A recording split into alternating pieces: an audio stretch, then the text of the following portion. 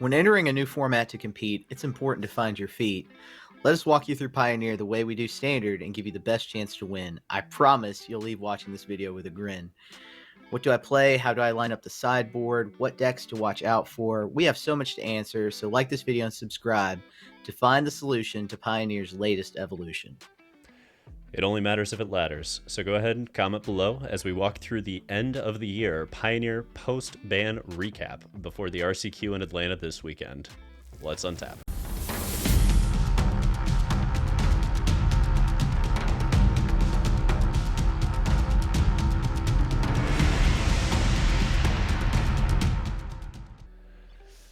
All right, folks, I know, everyone was ready for another week of Standard. My apologies, everyone, sincerely.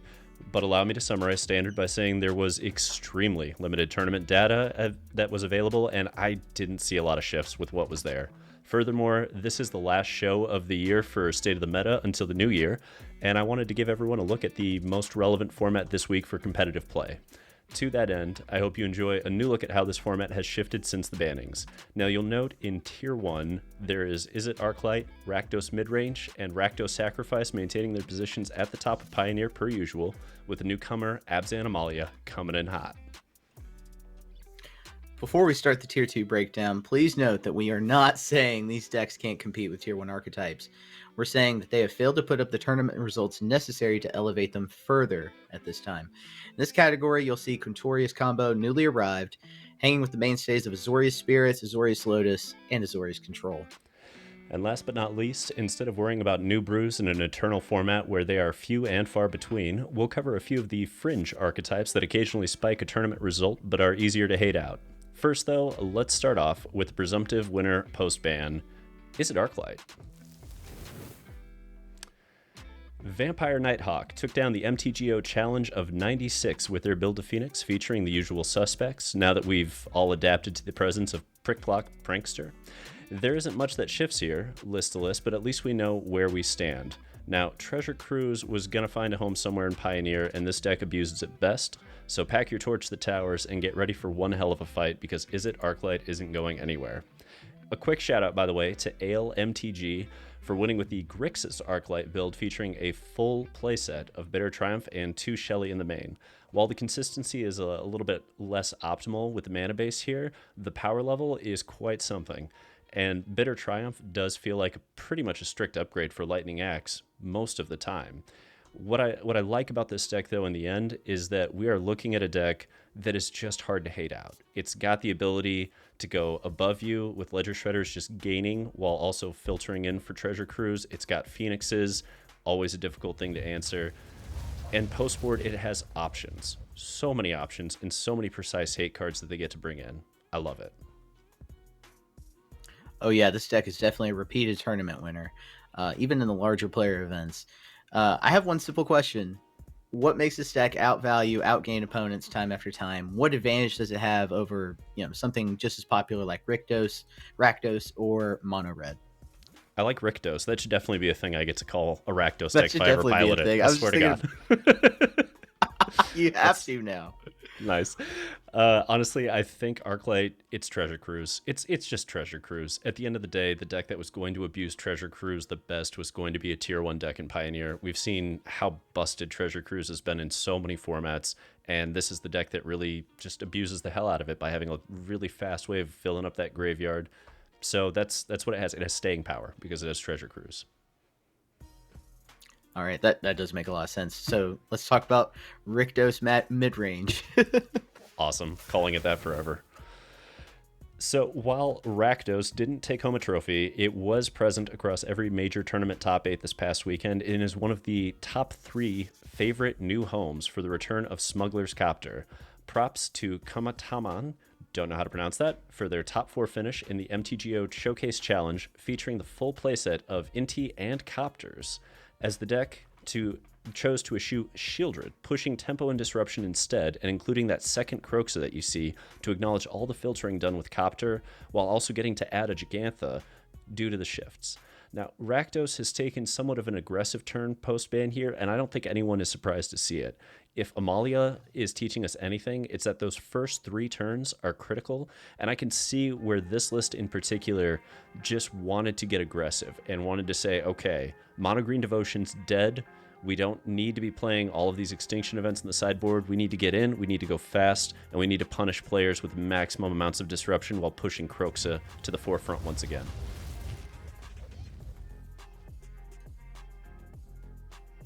Is there something else that you can slot in for another popular matchup we haven't talked about yet, but Abzan Amalia? Is there anything else that you would recommend for this list to slot in? So if you really want to mess with them, Knight of Dusk's Shadow, you'll see it in the next list as well, where it is a 1-of in the sideboard of Abzan Amalia. It's incredibly effective. If you have cards that say your opponent can't gain life, Amalia cannot combo off until they deal with it. So you can play Knight of Dusk's Shadow. Your opponent can't gain life all of a sudden, so it doesn't really matter. Now they're just a crappy beatdown deck that loses the efficacy of at least 2/3 of that deck and what it's trying to do. I think at that point, you have a clear path to victory, typically. Wow, yeah. So y'all keep that card in mind for your brewing. And speaking of Abzan Amalia, let's talk about the deck. Okay, welcome to the show, Abzan Amalia. This deck was everywhere this past weekend, taking down the MTGO Showcase qualifier in the hands of Gracias por Tanto, and letting Wizards know that you can ban Discover Combo, but the degenerates want their Ws and will find them anyway. Now, this list in particular I want to talk about because it has upgrades over all of the other lists that I've seen. First, understanding there should be a main board split of Extraction Specialist and Return to Ranks, not just a playset of Return to Ranks, is key in my opinion. A lot of people have pushed the let's play 4 Return to Ranks. I disagree entirely. Having 3 chord slots main going to Selfless Savior, Dina, and Jirina. Savior to protect combo, Dina for the alt win, and Jirina to hold back the Rising Tide of Phoenix while also helping against Kroxa and Rakdos Midrange is fantastic. Third, the sideboard acknowledges the Mirror Breaker with the Knight of Dusk Shadow that you see there, along with using Shaper Sanctuary to deal with the removal heavy decks like Rakdos Midrange, and an alt win with Aetherflux Reservoir that seems super intriguing. Don't know why it's there, really do want to know though. This is an extremely tuned iteration for the current meta, considering it's coming out of week 1 basically. I expect it in high numbers in Atlanta, you should too. Oh yeah, we'll be on the lookout for it, definitely. My question for you: what does this life gain deck have in comparison to another very effective life gain deck like Selesnya Angels? It goes off faster and it wins on turn 3 in many instances, and that's the problem. Like, Angels on turn 3 is just starting to get going typically. Like, you land a Righteous Valkyrie maybe on turn 2 if you're running the Elves like you should be for mana acceleration, but by turn 3 your best draw still isn't going to end the game. Amalia just ends the game on turn 3 if you go turn 1 Veteran, turn 2 Amalia, turn 3 Wild Growth Walker. That's game right there, done, boom. If they don't have interaction with Amalia, you're done. So that's all like right. Your opponent may not get to their 3rd land if you're on the play, and that's the difference between Angels and Amalia. All right. Thanks for breaking it down. Now, break down the last list we have in our Tier 1, Rakdos Sacrifice. So, BHE came in second this past weekend in the MTGO Challenge of 64 with the Rakdos update featuring Copters and Inties, the deadly duo I fully anticipate seeing more of, and eschewing Unlucky Witnesses, which, let's be honest, were placeholding role players just waiting for something better to be printed, such as Smuggler Copter getting unbanned, it turns out.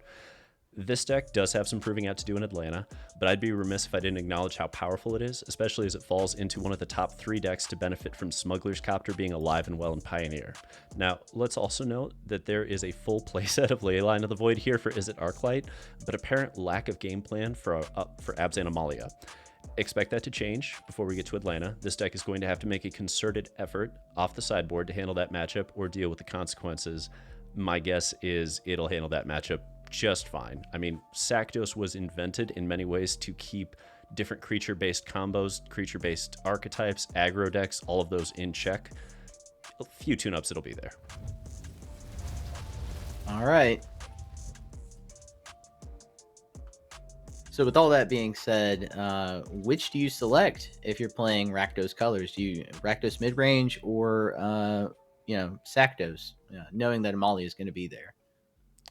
I think if you really want to go ham at Amalia, Rakdos Midrange is probably more easy to shift over to deal with that because you get access to more sweepers that don't also cross-pollute your side of the battlefield and screw that up for you. But if you are looking to handle a lot more of the random aggressive archetypes running around, Rakdos is really efficient at doing that.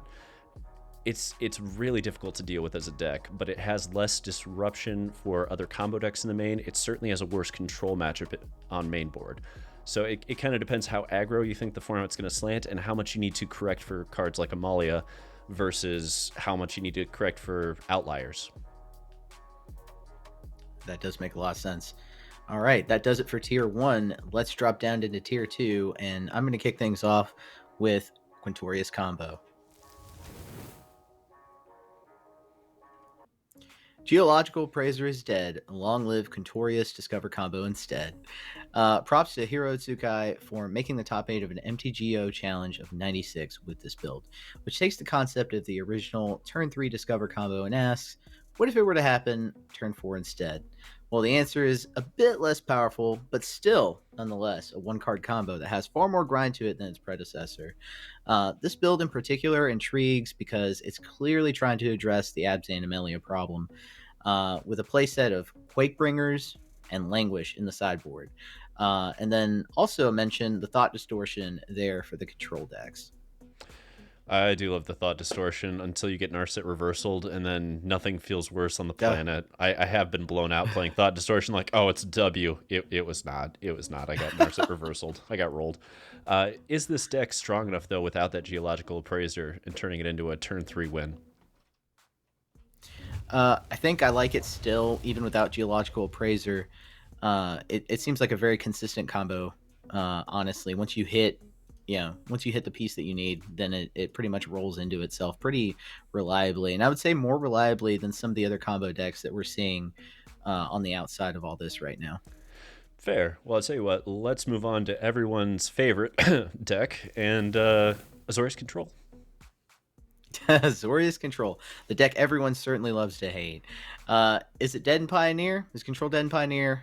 Burnt Taco 77 and Young Prodigy say no emphatically, as they really battled their way into the same top 8 of an MTGO challenge of 96 this weekend, reminding everyone that while the copters are fun, we still have Teferi and friends to contend with. This deck aims to remove problematic pieces early with March or get lost, or counter the spell, one of those combo pieces that a deck needs to go off at the critical moment. Either way, once this deck reaches turn 4, a slate of value cards like Emperor and Memory Deluge, not to mention the board wipe Supreme Verdict, become available. It's a tale as old as time, really. Hold off the aggressive combo or aggro opponent, then take over with an army in a can or Teferi. Either way. Let's also note, as has been mentioned, the Narset's Reversal sitting in the sideboard, ready to roll the Quintorius Combo's Thought Distortion post-board. What? No. The real question I think we have with this, Max, is we look at a deck like Azorius Control and we ask, is this deck too fair for the format right now? Interesting question. I do think it is. I think it's pretty well matched against a large swath of the meta, especially with Mono Green Devotion being gone. This deck is going to rise back into prominence, at least this archetype. And we'll see in just a minute. The brother to it, I think, also qualifies as well as decks that we're going to see go up in time. Well, speaking of that, let's get over to Blue-White Lotus and talk about that. All right, Blue-White Lotus. Broniac made it to the top 4 in MTGO Challenge of 64 this past weekend with a tuned-up build of Azorius Lotus Control, keeping this deck firmly in Tier 2 for the moment. Get Lost introduces even more reliable removal from past iterations of the deck, so we see a full playset in the main. The list goes full Sharknado as well, Typhoons in the main, plenty of reversal in this iteration, across plenty of countering the aggro archetypes with temporary lockdowns, verdicts, farewells. Perhaps the most important card we note here are those, of course, those 2 temporary lockdowns in the main board, 3rd copy in the sideboard, and I can't overstate how important this card is with the advent of Abzan Amalia and the return of Smuggler's Copter. So, Max, when we look at a deck like this, will the ramp control build of control become more dominant as control decks are moving forward, or is it hampered by that lack of early interaction we saw in its predecessor? I think this nuance depends on the fine line between aggro and hyper aggro, right? What are we seeing more of for the moment? So, yeah, there's a lack of early interaction, but of course, temporary lockdown, is kind of an answer of a solution to that. So I don't know. In many ways, this deck kind of is prepared for that sort of aggro strategy, but maybe not the hyper aggro strategy. Very fine line. So that's why you see these 2 decks side by side in tier 2. Fair. Well, let's jump over and hit that last deck in tier 2, Bant Spirits. What do we got? All right, Remph made it into the top 4 of the MTGO Challenge of 96 this past weekend with Bant Spirits, showing how the archetype has evolved since the days of Mono Blue and Azorius. In essence, this build favors going bigger with Collected Company, flipping out removal, counters, and protection in an order that hopefully favors the pilot. The lack of formal counterspells may have hurt this deck in the top 4 matchup, but there's no denying the deck has a little something to it. Whether it's the best version of Spirits, that's debatable, or if Spirits can even compete in the meta now that Copters are everywhere to block out the flying friends that we have in the deck, will really be the biggest challenge that this deck is going to have to face going into Atlanta. So, Max, when we look at this deck, the difference between this and the Azorius build is literally Collected Company versus a few more Spirits. Is Collected Company that good? Is it worth playing? Honestly, I'm not sure. As a Selesnya Angels player, I can tell you how often Collected Company doesn't hit on time or gets countered or isn't in the right situation. I don't know that relying on that card is worth giving up the sort of speed and tenacity with which Mono Blue Spirits, for example, or even Azorius Spirits can really tempo the opponent and keep them at bay until it does its thing. So, I don't know. I prefer Mono Blue, to be honest. Fair.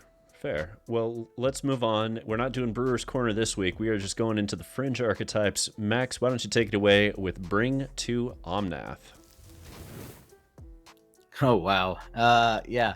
How far we've fallen from the days of Scapeshift and Bring to Light. Nonetheless, Lucas, 26/1997, that's how I'm going to say it, made it to the Final 4 of MTGO Showcase this past weekend, highlighting the firepower this deck really brings to the table. It's been placed in the fringe category going to DreamHack because, frankly, we just don't have enough data points, if we're being honest, to show how viable the deck could truly be. I love the concept, but I struggle to see how this isn't going to just get rolled by Abzan Amalia as we really move forward without some serious revisions going on here. I feel you. And I mean, I look at this deck and I see value, so much value. You've got your Up the Beanstalks, you've got your Ley Lines, you've got your Omnaths. It feels like kind of a powered down version of the modern deck. But at the same time, I look at this and think, can this actually keep up with Amalia Life? Because you're like, Elish Norn has to happen on curve. You have to hit this to keep all those life gain triggers away, or else you are just going to get rolled, it feels like. So I'm very curious if it actually has the legs for it, Yeah, I'm hesitant to say it will. Right. But let's move on. Let's talk about Boros Heroic. Rick, just take it away. So, Trash Boat 100 made it to the top 8 of an MTGO Challenge of 96 this past weekend with Boros Heroic, reminding us that this deck will wreck you if you're underprepared. Which makes a lot of sense considering it curves out at 2. That said, normally I'm not a huge fan of this deck. It's got kind of a Protect the Queen vibe, but at the same time, it's just so easy to hit it with that removal, right? And I've played with this deck before. I tried really hard to get on board with this deck about a month ago, and as long as you don't run into Rakdos Midrange or Saktos, let's note they're both in the Tier 1 category, it felt really, really strong. But unfortunately, those 2 decks are in the Tier 1 category. So I don't want to rely on trying to hit that timely Showdown of the Scalds when I only play 20 land to give me that chance to claw my way back into the game, because that's how those games tended to go. You'd play some cards, you'd play around the removal, you'd keep up your God's Willing, they would get to advance their board position while you're trying to play a little bit safe. Next thing you know, they've ripped everything out of your hand. They've blown up most of the board. You're sitting there hoping for a showdown on 3 lands, mind you, and you're just praying for the 4th land into the showdown in that order. Runner, runner, or dead kind of feel. Not a fan. Not a fan. Yeah. Ugh, that does sound stressful, and it reminds me of some bad times with the deck. But that's a good segue into this next one, which I still currently pilot. Let's talk about Selesnya Angels. Look, I gotta give credit where it's due. I've taken down, or at least gotten into the top 4 of a pizza box before on the back of Selesnya Angels. It's been, I think, a year and a half now. But shout out to Responsibly Stupid for winning an MTGO challenge of 96 with Selesnya Angels. Normally in Standard, we bump up trophy winners, right, to tier 1 land when we do our Standard State of the Metas. But this really felt like one hell of an outlier in Pioneer at this point, if we're really being candid here. Even as a pilot of my own Selesnya Angels build, from time to time, this feels much like Mono Red, in that if no one is aware of it, it can then snowball to victory in a lot of matches. Though I'm not sure what this deck does better than Amalia at this point, but it certainly exists. It has polarizing matchups against most of the field, if we're being honest. Which is to say, if you're a deck that's unprepared to handle a flood of angels in life gain, this deck will roll you. If you're prepared, though, this deck folds more than a lawn chair. Fair. I mean, it's angels, you know. It's one of those decks that when people aren't ready, oh my god, does it feel terrible to get matched up against it? And if they are ready, oh boy, you're in for a rough ride. But all that said, let's move on to the very last deck in our fringe category here, and let's talk about Jund Transmogrify. So, Rosti56 made it to the finals of the MTGO Showcase, featuring a tried and true iteration of Jund Transmogrify before falling to Abzan Amalia. Now, I debated whether to feature this iteration of Jund Transmogrify versus like Temur Creativity, for instance, as that's a more typical staple archetype that features a similar game plan of cheating your victory onto the battlefield, but this at least had a tangible tournament result to fall back on, and Temur Creativity didn't have a leg to stand on post-bans so far. Regardless, they both have similar pain points in looking over at Abzan Amalia and realizing it's a more consistent combo deck that goes off faster and wins on the spot. I don't expect to see this rear its head again without a serious revamp or another banning, but it's worth noting it's a fringe player. If the meta hits just right, this deck will run right through it. And let's remember that one of the decks that actually went ahead and queued somebody for a Mythic Championship, I don't remember if it was Jund Transmogrify or Indomitable, like Temur Creativity, but I remember seeing it and going, there's no way that made it to like the 13-0 or whatever you have to do to get through Arena and queue and explore, and it did. It went through all the Rakdos Midrange, so sometimes the decks just do that too. And honestly, that is going to bring us to our final segment here, predictions for the upcoming week. Now, Max, we've looked at 12 archetypes tonight. What are your predictions going into the RCQ at DreamHack Atlanta this weekend? Well, I predict this format will remain shaken up since the ban-unban announcement and the release of Lost Caverns, something I didn't expect to be saying at this point. Pioneer, it's been impacted by Lost Caverns. Just about every deck, a lot of these decks actually have been given new toys. I predict each archetype will continue to use them. Personally, I'm, going into Atlanta, I'm at a crossroads. Should I play Phoenix? Should I play something more comfortable that I've played before, like Gruul? I've just been informed not an hour before this recording that my LGS has actually found over 90% of the cards that I need to build either of those decks. So I don't know what to play at this point, but either way, I'll leave it a mystery.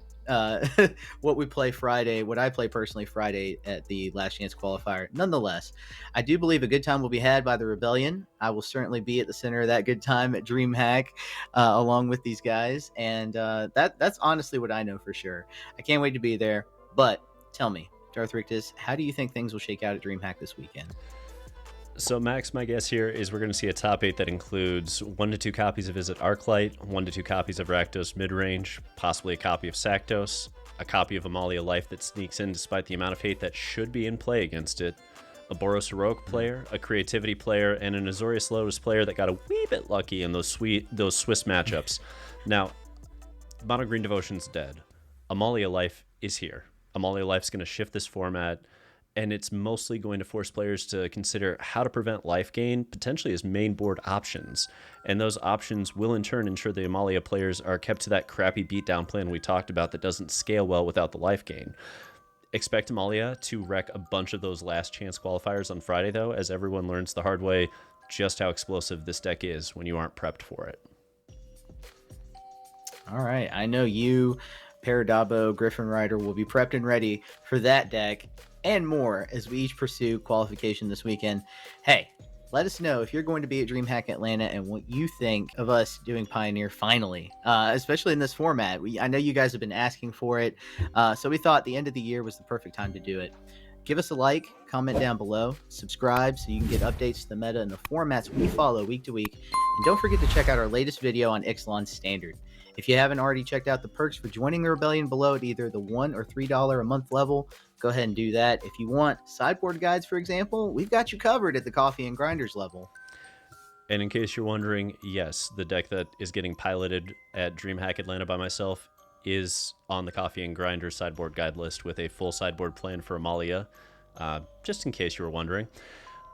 Alrighty, gang. I know we didn't address Boros Convoke. We didn't talk about Lotus Combo. We didn't talk about Greasefang, Rule Aggro, Waste Not, Garuda Combo, or any of the other players that pop up from time to time. Frankly, it's because they either fell off the map or had one outlier result at best. We're well aware there's merit to these decks. It's a question of results, not promises. Okay? This is the last one for State of the Meta for the year. As we talked about, we'll be back in January. We cannot wait to meet up with you guys then. We will be talking about Standard. It's going to be a lot of fun. Until next time, untap, upkeep, resist. Resist.